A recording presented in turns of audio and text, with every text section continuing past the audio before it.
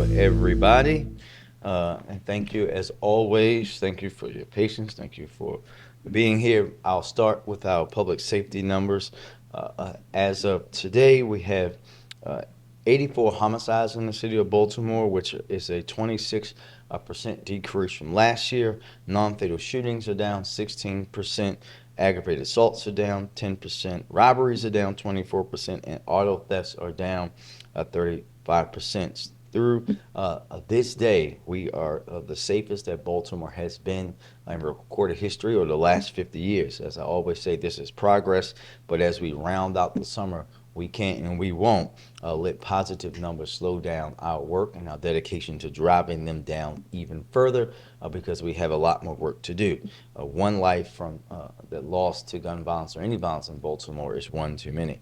I want to talk about how we continued that work yesterday with neighbors and city leaders throughout the city who participated in National Night Out. We would have been out, rain or shine. We were so lucky this year to not have any rain or extreme heat, which has been plaguing us over the last few years.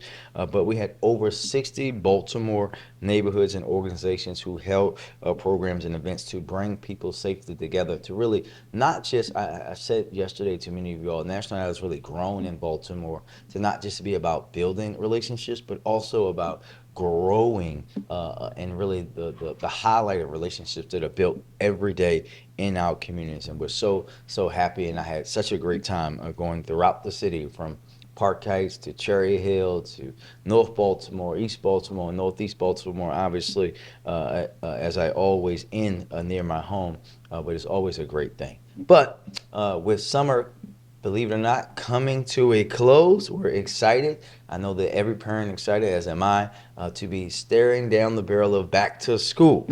And as always with back to school, we will have our large back to school rally here at City Hall on August the 23rd from 11 and 4. We want to make sure that everybody who is going to school this year is prepared with the things they need. And as always, we will have everything from city schools, all of our agencies, partner organizations, and a lot of fun happening out here. So please join us on the 23rd. And just a reminder, all Baltimore City Public Schools return to school on August the 25th. We've had a great summer and plan to have an even greater school year, and I look forward to seeing everyone that day.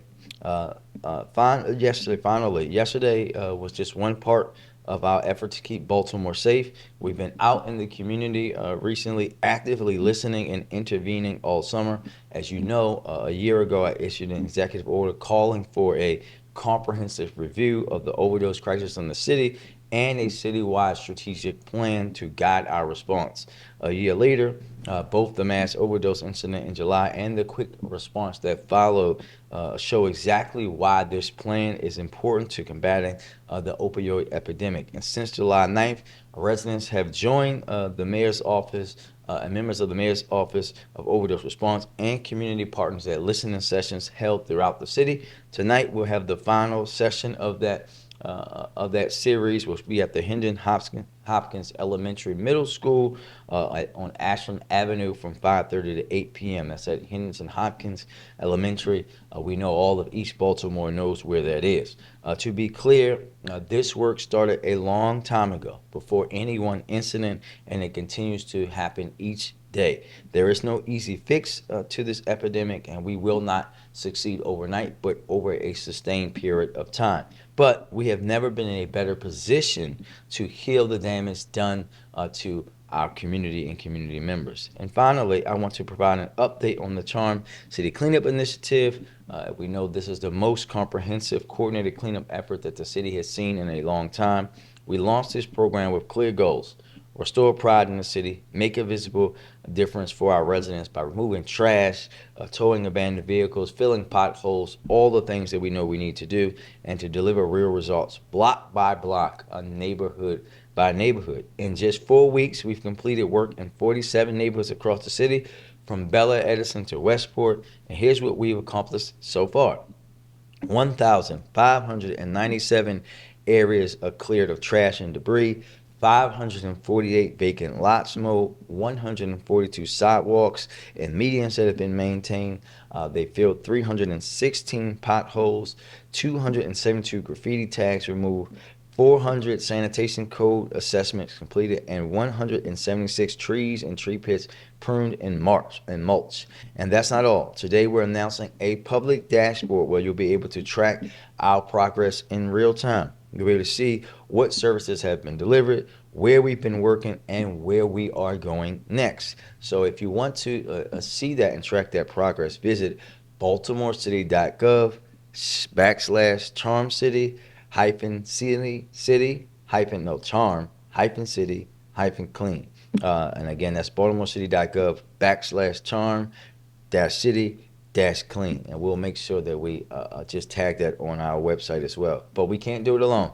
We're in week 5. We're moving to a new cluster of neighborhoods. So if we're headed your way, please sign up to volunteer. We will give you everything that you need to help. This is a chance to help shape the future of your block.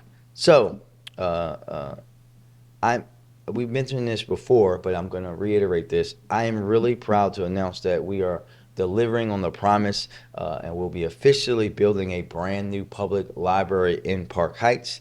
We know that this is also an expansion of the work that has happened with Rec and Parks at CC Jackson with the new rec center, and we're looking forward to this. I am personally looking forward to at the end of the month when we'll break ground on this state-of-the-art library, because I was a student when the library in the neighborhood shuttered, and we had to travel miles away to go to a library. This new 18,000 square foot facility will include a dedicated children's reading room, assembly space, lounges, study areas, Wi-Fi, and a collection of about 18,000 volumes. Additionally, we're investing nearly $6 million in expanding the CC Jackson Park and Rec Center next door. The concept plan includes an expanded walking loop, fitness stations, an expanded playground, flexible lawn space, open space, a community garden space, and much more.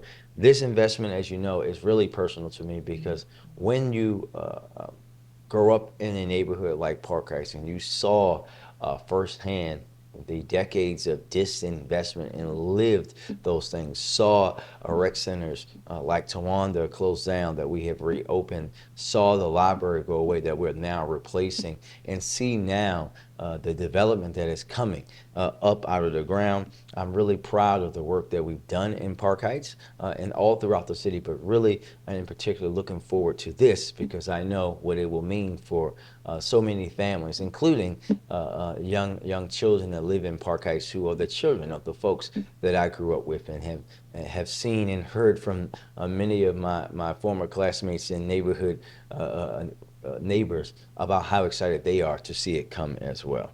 Lastly, I just want to mention 2 things. Today, I want to acknowledge the 60th anniversary of the Voting Rights Act, a policy that prohibited racial discrimination in voting and required federal oversight to ensure its implementation. And today, we are seeing a direct and blatant attempts to erode these rights across the country.